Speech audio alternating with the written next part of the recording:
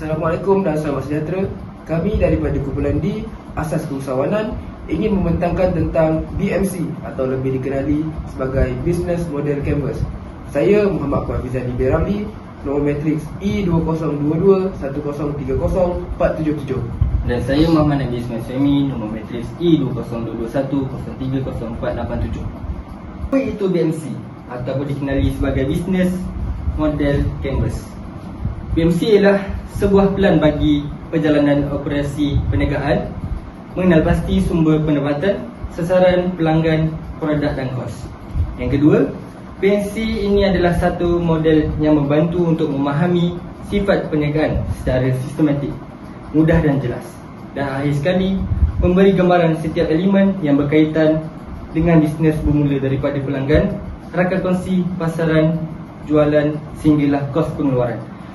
Business Model Canvas ini terbahagi kepada 9. Yang pertama ialah statement pelanggan, yang kedua penawaran nilai, yang ketiga saluran, dan yang keempat hubungan pelanggan, kelima penjanaan pendapatan, yang keenam sumber utama, dan yang ketujuh aktiviti utama, yang kelapan jaringan utama, dan akhir sekali struktur kos. Baiklah, bagi bahagian BMC pertama bagi perniagaan kami ialah segmen pelanggan. Definisi bagi segmen pelanggan ialah merujuk kepada bagaimana kita menetapkan kumpulan sasaran pelanggan ataupun dalam bahasa Inggeris target customer yang kita mahu. Bagi segmen pelanggan untuk perniagaan kami ataupun sasaran pelanggan, yang pertama ialah pelajar UPSI itu sendiri. Kemudian pekerja kafe yang ada di sekitar UPSI. Yang ketiga, warga UPSI. Warga UPSI ini contohnya seperti pensyarah, pegawai keselamatan, pekebun dan sebagainya.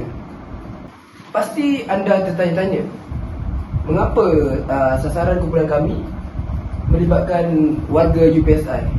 Hal ini kerana perniagaan yang kami jalankan dijalankan di dalam sekitar UPSI sahaja. Jadi kami menyasarkan beberapa warga-warga UPSI, contohnya seperti pelajar, pekerja dan juga warga-warga UPSI. Yang seterusnya ialah penawaran nilai. Definisi bagi penawaran nilai ini adalah merujuk kepada nilai yang kita mahu bina terhadap produk dan perkhidmatan yang kita sediakan. Penawaran nilai ini mestilah spesifik disasarkan kepada segmen pelanggan yang kita pilih. Mudah kata, ianya lebih kepada kelebihan yang ada pada perniagaan kita. Baiklah, penawaran nilai yang pertama ialah produk kami mudah didapati. Kemudian harga yang berpatutan. Yang ketiga, rasa yang menarik. Dan yang terakhir sekali, penghantaran yang cepat. Yang ketiga ialah saluran. Saluran ini merujuk bagaimana organisasi perniagaan berkomunikasi atau berhubung bagi menyampaikan penawaran nilai kepada segmen pelanggan ataupun pelanggan yang kita sasarkan. Fungsi saluran ini ialah bagi meningkatkan kesedaran pelanggan terhadap produk dan perkhidmatan perniagaan kita. Baiklah, yang pertama ialah media sosial.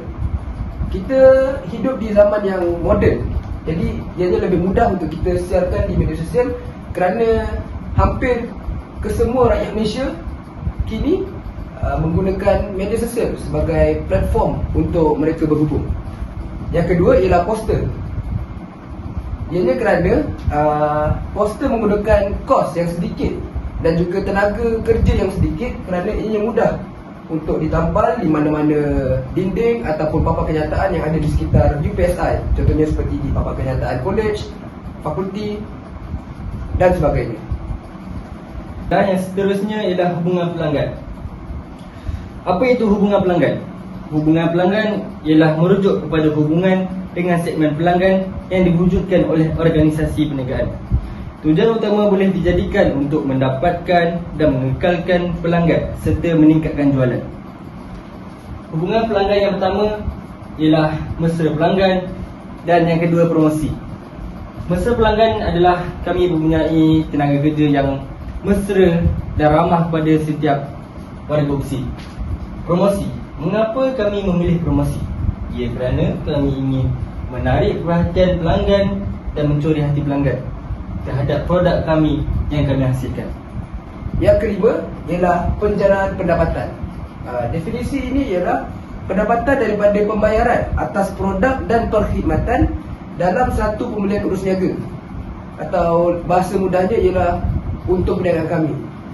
Baiklah, penjanaan pendapatan kami ialah hanya daripada keuntungan hasil jualan produk kami. Jadi kami tidak mengambil apa-apa keuntungan daripada segi penghantaran ataupun sebagainya. Jadi hasil keuntungan kami hanya daripada keuntungan hasil jualan produk kami. BMC yang keenam ialah sumber utama. Apa itu sumber utama?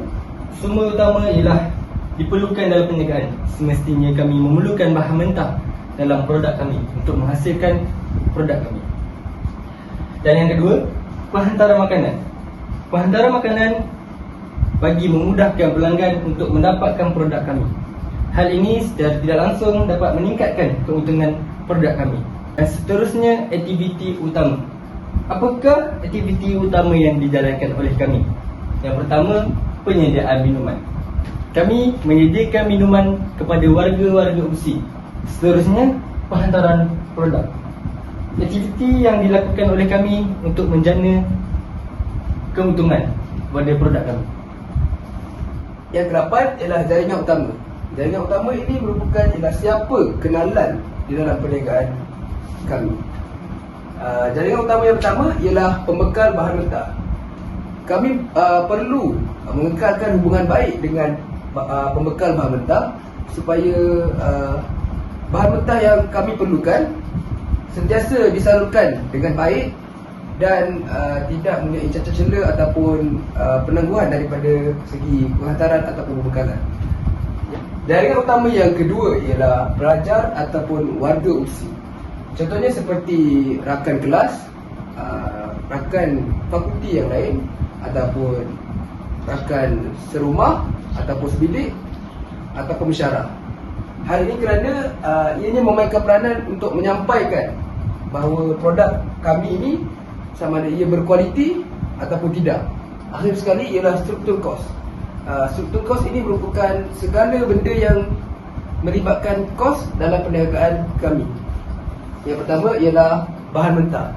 Seperti yang anda tahu, bahan mentah merupakan perkara asas bagi sesebuah perniagaan untuk menghasilkan produk.